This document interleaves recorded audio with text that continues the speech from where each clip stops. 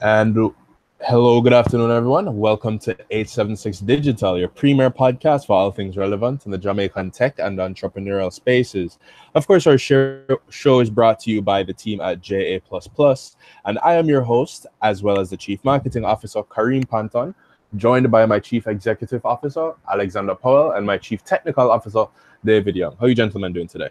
Doing well. Thanks for asking. Yeah, I'm here. It's great. Awesome. All right, so last week we ended by saying we have a special surprise for the listeners this week, and here it is. Today we'll be talking about one of our primary campaigns, personally, created, invented, and is underway at JA++. One that very few people might actually think about because it seems outdated. That being said, it is very effective, and we would 100% recommend it to anybody else operating in Jamaica. That campaign is Snail-Mail. For anybody that's unfamiliar with the term, Snail-Mail is what you would call orthodox, old school letters going to the post office and then to a company. In today's day and age, it's all about emails, it's all about text messages, that kind of stuff. But depending on your target demographic, Snail-Mail can be very effective because we're at the point now where it almost seems novel to send a letter to someone because it's so uncommon. Right, and that novelty provides value to them. It shows that you're interested and you're making a genuine effort to reach out to them because of the amount of time it takes to prepare a letter versus typing up an email in just a couple of minutes. Yeah, and people always say if you want to be successful in sales, you have to make an impression and do the opposite of what others are doing. So everybody's sending email. We go with snail mail, post mail. Yep. And definitely, as David just said, it reflects a certain level of effort that we don't see very often in sales and even just business partnerships in general. Anyone can type up an email, anyone can find a phone number and send a call, but it takes some time to build out a letter, craft it properly, get it printed on quality paper, have it sent, and it's more of an experience than just typed out connection that you're building with this potential client or a potential business partner. So yeah, Alex, do you want to get into why or where the idea of Snail-Mail even came about for us? Well, for me, it came from the sales evangelist, Donald C. Kelly. You have to try and say it like him. But no, Yeah. his podcast is pretty good, pretty inspirational. And that's one of the major things he talked about and gave us an example of his complete push about adding value, demonstrating value. As Young said, making sure that you demonstrate your true willingness and effort you're putting in. And most importantly, doing the opposite of what others are doing in order to stand out. The signal to noise ratio in sales is very, very low. Most people receive so many emails and most of them aren't relevant. So they're conditioned to ignore them and conditioned to be suspicious of them. So Snail-Mail came about as a way to address that. I see. Yeah, that makes a lot of sense. And when you're looking at Snail-Mail as well, it's much like anything in sales, you have to give to get, right? Except that when you craft a text message or you type up an email, you're not giving that much, maybe a few seconds, a few minutes tops. But when you put together a newsletter or a promotional letter to try and build a relationship with a potential client, that's you already investing in them, and they see that and they appreciate that. So it's not just apart from having the signature at the bottom and the wording of your interest in their partnership and selling your company and your business and your processes to them. They can see the effort that you put into your image selection and how you craft all of that together to appeal to them. At the end of the day, that letter is something they want to hold on to and reach out to you on behalf of, right? Mm-hmm. Yeah, and to go further on what Kareem is talking about, with ours, to make it clear, we didn't send a letter that we just typed up. Right. Put in an envelope and sent it off, offering our services and the products that we sell. But what we did was we created a very well-designed pamphlet where we spent hours on the design. That it presented our business, it showed sample work, it showed a quote from one of our team members. It talked about how a website could be beneficial to the business. It talked about, it offered statistics, and overall just very eye-catching, colorful, lots of high-quality imagery, almost like an ad we're running, or like something you'd seen, an advertisement you'd seen, the Gleaner almost. So we put a lot of effort into making sure it was eye-catching and delivered educational value. Yeah, and it's actually a complete indicator of the skill and quality you would be getting if you work with us. Mhm. Because based on the services we provide, it's important for us to use high quality materials and so on in order to make sure that the prospective client knows that this is our level and this is the level we're operating on and would bring to your business. So the fact that it was so well designed and so much time was put into it is also a testament of how well designed their website would be and how much time we'll invest in them. Yeah, definitely. It's essentially a work sample, right? So if you're going to be working with a design company, whether it's web design or graphic design, you expect them to have an artistic eye. So the quality of the pamphlet that we're sending out has to be top tier, and it definitely was, and that's something that I'm sure the recipients appreciate and will see. And that's something that would definitely happen if you apply to your own businesses, to our listeners that are out there. So other pros of snail mail. The thing is, it also depends on who you're sending it to. That's almost ingrained. If your target demographic is of the older generation, you're talking about business owners that have been working in said business for like 25, 30 years, they're more than used to letters because that's what they've been having since they were being raised, right? So for you to spend the time to go back and say, I'm going to send you a letter that is high quality, that can sell our workflow, our processes, our purpose, and our team, that's something that's definitely going to resound with them because it is in a standard and format that they appreciate, as well as of a high enough quality that you can sell them on the idea of working with you. It's actually reminding me of this quote. I don't remember how it goes. It's like, speak to a man in a language he understands, and you speak to his mind. Speak to him in his own language, and you speak to his heart. It's something along those lines. So for you to be tailoring your means of communication to this potential client, you're that much closer to removing the potential from the beginning of that term. So yeah, it's really interesting. And I think we definitely had a lot of fun doing it too. When was the last time we really designed a pamphlet? Yeah, I think one thing we could touch on as well is how we went about selecting the recipients. Right. Yeah. Does anyone want to take that, or should I talk about it? I mean, you can jump in if you want. We had started by curating our mailing list of past clients, right? So the snail mail started as one, reconnection with old clients, as well as two, connecting into, I guess, the network that we've built out from past clients. So if we had clients in the past that would have referred us to someone else that we didn't have a chance to get around to, or we found public information for business that we think we could do great work with or great work for, they got added to that mailing list. And another factor that we considered was individuals or prospective clients who we've had conversations with before, but they weren't galvanized enough to set up with us. So this a lot of them were what you on the shoulder. Mm-hmm. Yeah, a lot of them are what you would call, in sales term, warm leads. There were people who we had contact with, provided some value, and then they weren't able to make the next step. So the snail mail was a mixture of, as you said, reestablishing contact and pushing people further along to finally make the great decision to get a website. Yeah, definitely. I remember when we were actually curating and building out that mailing list, and we were just digging back in our emails from I don't even know how long. I know you did a lot of that work on your end, Alex, but we were seeing people from 2016 that I forgot we had spoken to. People that I had maybe one or two phone conversations with that were in Trelawney, or people from Mandeville that we never got around to setting up a meeting. So our business with them didn't take off.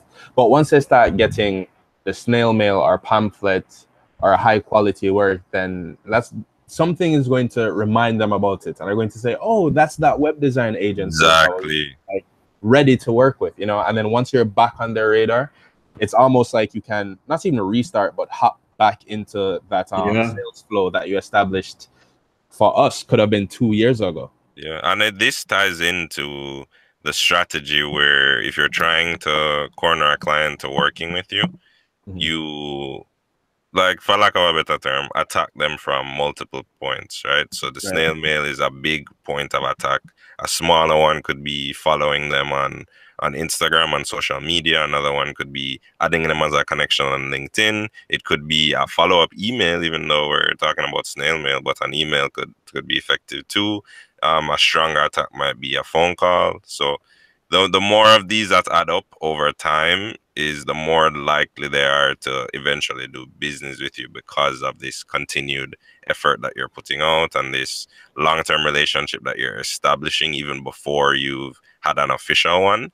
Yeah.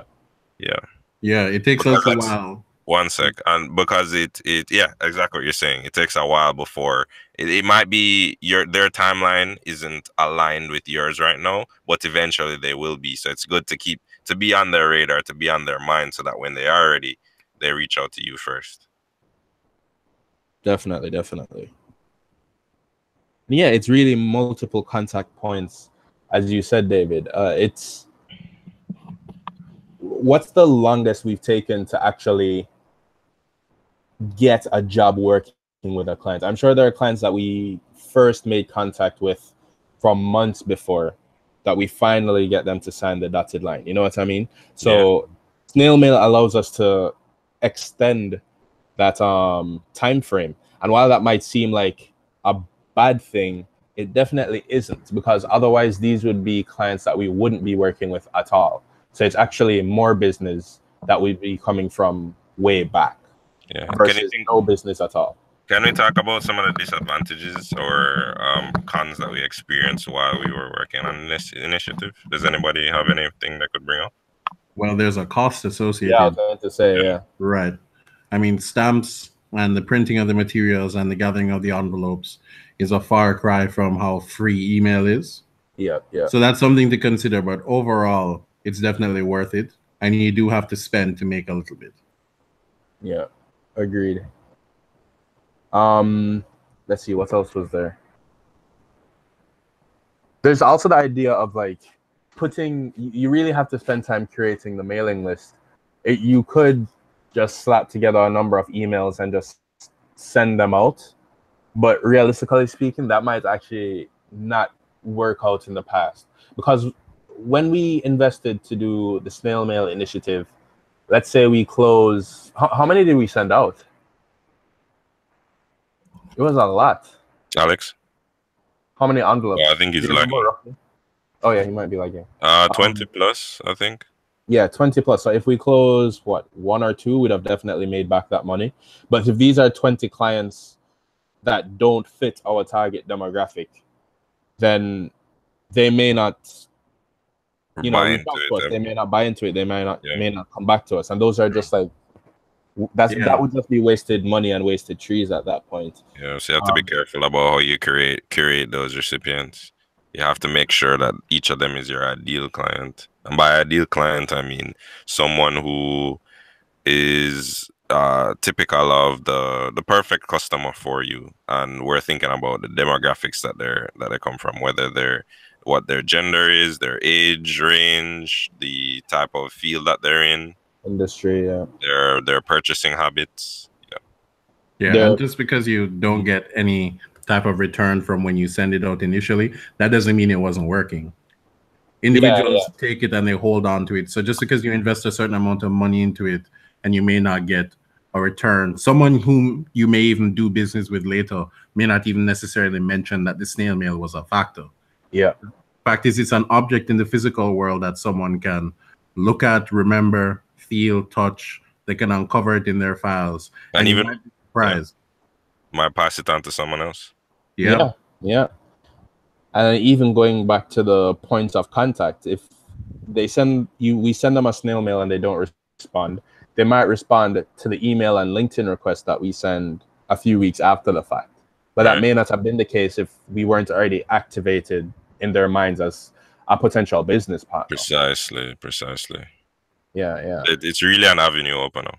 And it's not to say that snail mail is the route you have to go. Yeah, But definitely. the general point that we're trying to promote here is that you should come up with novel ideas to reach out to your clients rather than the tried methods that people have been doing and they're exhausted of and have started to ignore, in a sense.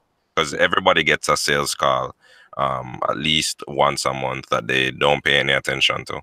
Everyone gets emails all the time from hungry businesses trying to reach out to them, but it's always the same generic kind of reach out that you just dismiss. It doesn't hold your attention at all because it's just one in the bucket. Yeah, agreed. And then when you look back at it as well, we had mentioned it in a previous podcast, but not only it really comes down to also being non-conventional, right? We had started talking about how back in 2015, early 2016, we were on top of the most innovative practices, best practices in industry, that kind of stuff, and it wasn't working because it wasn't tailored to our demographic. So depending on where you're working, meaning the industry, your actual geographical location, don't be afraid to get down and dirty and do things old school.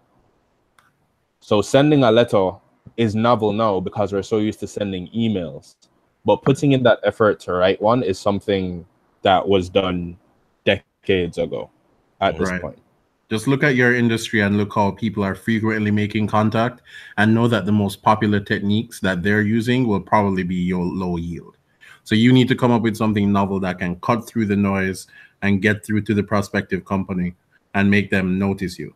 Yeah, you want to stand out. Definitely. 100%. All right, gentlemen, we definitely got into snail mail quite a bit there. I don't think we actually said why it's called snail mail. I'm sure the listeners would have figured it out by now, but snail because it's slow compared to the electronic options like email and that kind of stuff. Yep. Funny how it was kind of retroactively named. Back in the day, it was just mail. Now it's snail mail. But do we have anything else to add on that topic before we close out for the listeners? Yeah, I can say something else. I think if you're whatever idea, whatever approach you decide to take, whatever form your reach out takes, whether it's snail mail, whether it's some other novel idea, like you send them a mug or something, I don't know. But whatever it is, ensure that the message that you send to them, whatever it is, provides some kind of educational value to them that they can gain from and assimilate and that provides value to their business, because that's how they're going to think that you're an expert in the field and someone they should turn to for taking care of whatever problem that you're trying to solve for them or whatever need you're trying to fulfill. Right. Investing the time and the money to creating the snail mail and sending it out, that activates their sentiment, so they'll appreciate it. But at the end of the day, if you want them to do business with you, they need to have confidence in your ability. So definitely providing them education or ideas, potential where they can expand or where your business can be of use to them is going to be what drives the nail in the coffin finally. Yeah, and you could also try and personalize it if possible. It could really help to add some type of individual letter, or maybe you tailor whatever you're sending to solve a particular problem they're experiencing. Having someone individually notice you versus feeling like you're part of a mass reach out really changes how you view the person who's reaching out to you. Definitely. All right, gentlemen, that's it for this week. Listeners, we hope you've enjoyed it. We gave you a little insight into kind of the kind of stuff that we do, in our own personal workshop, for lack of a better term. And we will see you next week on 876 Digital, where we will have another very special topic for you in the works. So we're trying to build these out so we can have them once per week. If you guys have any ideas on innovating it, should we do it more? Should we have them be longer, shorter, that kind of stuff? We usually shoot for between 15-20 minutes. Hopefully that's enough for you to listen to while you're getting ready in the mornings or right before you go to bed. So by all means, we welcome any critiques that you have, and we look forward to seeing you next week. Have a good day.